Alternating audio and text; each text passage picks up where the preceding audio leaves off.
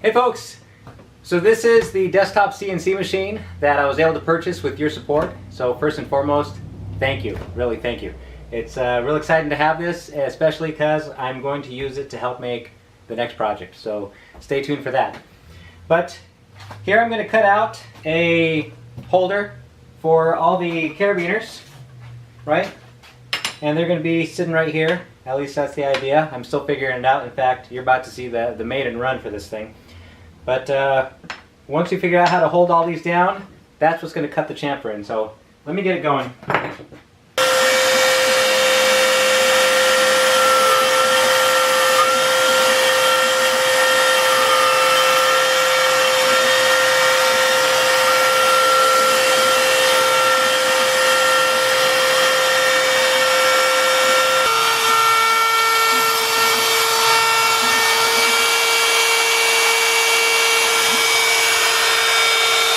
Alright, so the idea is that we're going to take this piece of aluminum here and we'll set it in.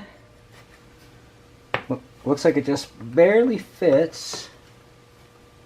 Looks like I'm going to have to play with the... Oh, you know what's going on? Is I need a smaller end mill. So this one's 1/4 inch and this point right here is about 1/8 inch, right?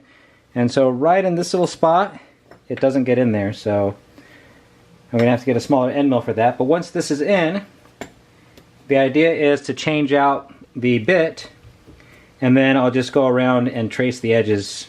Of course, I would make enough to put as many as I can into this piece of wood right here. And then flip it over and do another run.